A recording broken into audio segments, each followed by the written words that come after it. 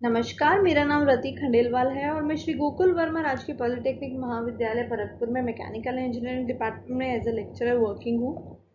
Refrigeration and air conditioning subject ME 301 का unit 1 का topic 1.3 पे इससे पहले भी मैं लेक्चर अपलोड कर चुकी हूँ। उसी कंटिन्यूएशन में टॉपिक 1.4 पे पार्ट नंबर 2 समझ लीजिए आप इसी कंटिन्यूएशन का, क्योंकि टॉपिक 1.3 और 1.2 का टुगेदर ही मैं लेक्चर बना रही हूँ, तो ये पार्ट 2 आप इसको कंसीडर कर सकते हैं। ठीक है, तो इसे कंटिन्यू करते हैं।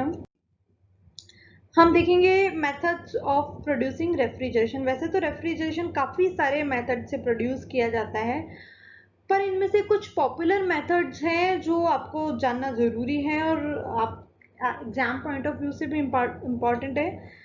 तो हम उन्हीं मेथड्स को समझेंगे और देखेंगे कि कौन कौन से ऐसे मेथड्स हैं जिनसे रेफ्रिजरेशन प्रोड्यूस किया जा सकता है। तो आपको सिंपली आप रेफ्रिजरेशन से समझ चुके हैं कि जब भी लो टेम्परेचर बॉडी का टेम्परेचर लो किया जाता है या फिर उसी टेम्परेचर में मेंटेन किया जाता है। लो टेम्परेचर मतलब एटमॉस्फेरिक टेम्परेचर से जो कम टेम्परेचर है उस पर अगर बॉडी को मेंटेन किया जाता है तो वो प्रोसेस रेफ्रिजरेशन है। ठीक है, तो इसके बहुत सारे प्रोसेस होते हैं डिपेंडिंग अपॉन द एप्लीकेशन, किस जगह आप उसको अप्लाई कर रहे हैं, कितनी उसकी ज़रूरत है। ठीक है, कैसे इक्विपमेंट जो उसके लिए चाहिए, किस जगह आप अप्लाई कर रहे हैं, उनके बेसिक उनके आधार पर मेथड्स जो हैं वो यूज़ में लिए जाते हैं। ठीक है, तो जो बहुत इंपॉर्टेंट मेथड्स हैं वो हम समझेंगे। उनमें से पहला मेथड हम देखते हैं ड्राई आइस रेफ्रिजरेशन। ठीक है, ड्राई आइस क्या होती है? सॉलिड कार्बन डाइऑक्साइड CO2 जो सॉलिड होती है, वाइट दिखती है, ये काफी is called as dry ice. ठीक है, it has a peculiar characteristic that it changes from solid state to vapor state without getting converted into intermediate liquid state।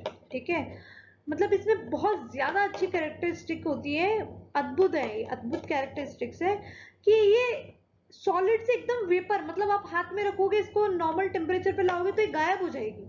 ठीक है, गायब हो जाएगी मतलब क्या है कि इसका ये सॉलिड से सीधे वेपर में उड़ जाएगी आसमान में, लिक्विड स्टेट नहीं आता। जैसे आप बर्फ को लोगे तो बर्फ पहले पानी बनेगा, फिर पानी से वेपर बनेगा, भाप बनेगा, तो वो आपको फेज दिखती है कि भाई सॉलिड से लिक्विड बना, लिक्विड से वेपर बना। लेकिन इसमें क्या है कि आप ये सीधा सॉलिड से वेपर में हो जाता है।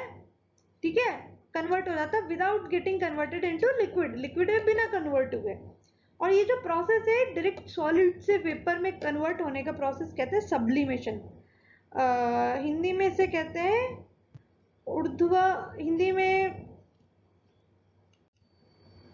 हिंदी में इसे ऊर्ध्वपातन क्रिया कहते हैं, सब्लिमेशन को।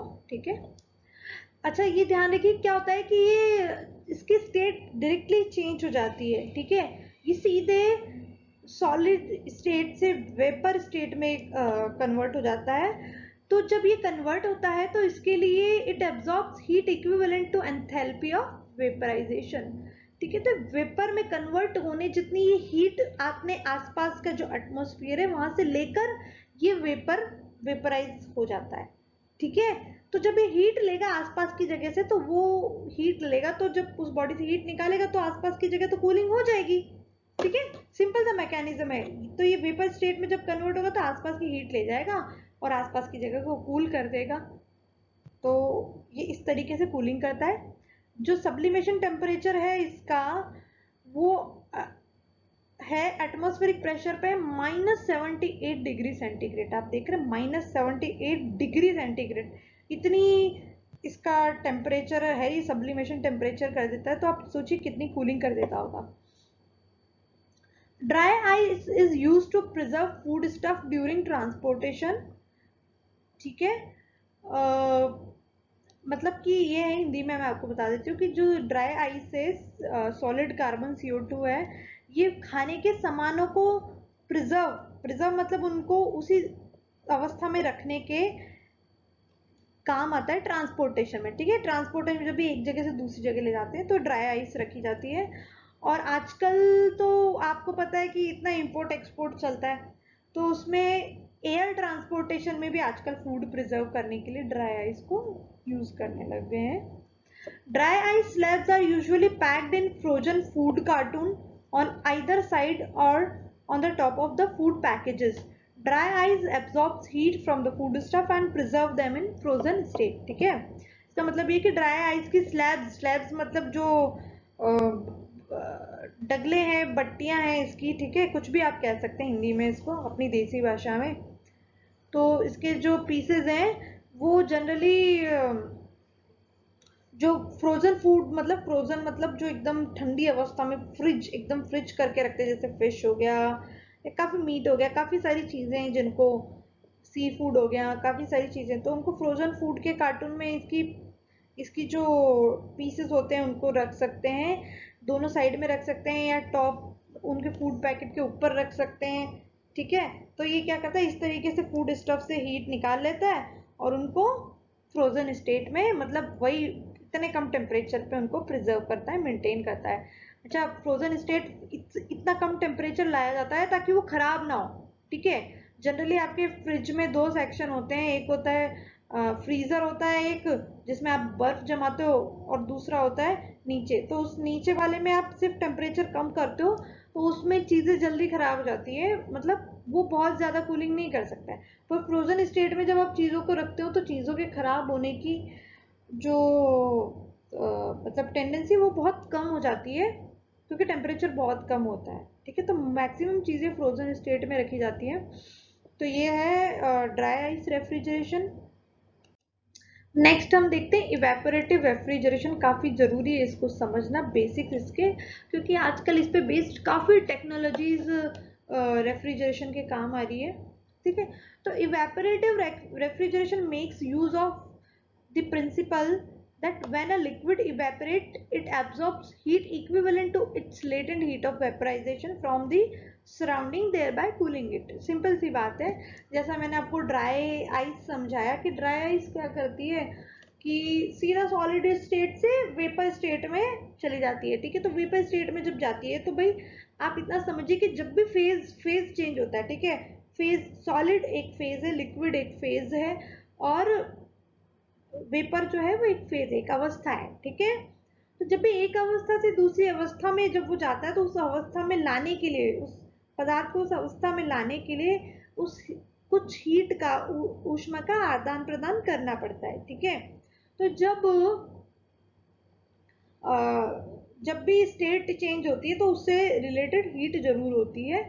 तो क्या होता है कि इवेपोरेशन में क्या होता है कि इसमें क्या है कि लिक्विड है, ठीक है, तो लिक्विड है, अब वो पानी है या कोई भी लिक्विड है, तो जब वो इवेपोरेट होता है, ठीक है, तो इवेपोरेट मतलब वो भाप बनता है, तो भाप बनने के लिए क्या करेगा, आपको पता है कि भाप ऐसे तो बनेगी नहीं, भाप बनती है जब वो टेम्परेचर लेता है तभी वो भाप बन के उड़ता है। ठीक है, तो वो भाप बनने के लिए क्या करेगा कि वो आसपास की जगह से टेम्परेचर लेके भाप बन के उड़ जाएगा। तो आसपास की जगह से जब टेम्परेचर लेगा तो वहां पे उस जगह पे क्या हो जाएगी, कूलिंग हो जाएगी। ठीक है, तो ये है मैकेनिज्म है इवेपोरेटिव रेफ्रिजरेशन का।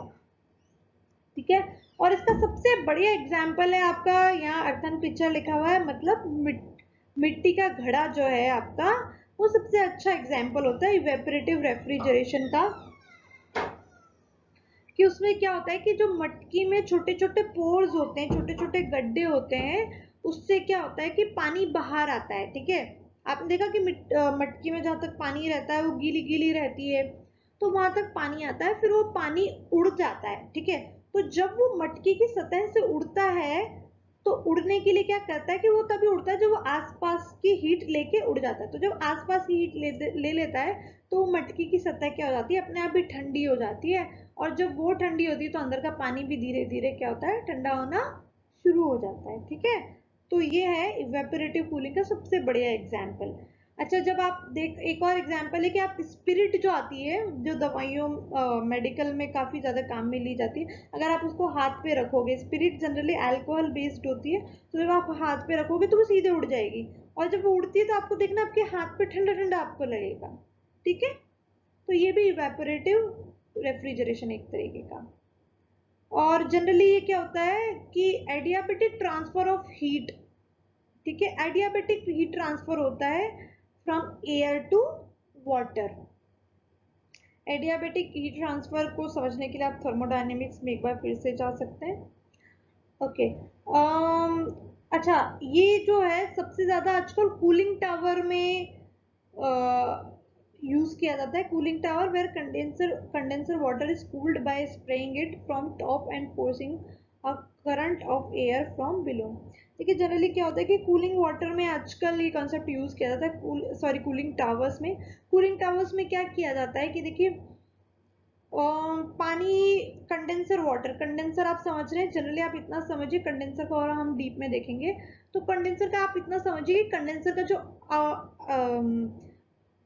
मतलब जो वाटर कंडेंसर को ठंडा करके जब वो बाहर आता है तो वो गर्म होता है, तो उसको वापस ठंडा करने के लिए क्या किया जाता है, कूलिंग टावर में भेजा जाता है। कूलिंग टावर क्या है, एक जनरली एक हाइटेड टावर है, ठीक है, एक ऊंचाई पे एक टावर बना दिया है।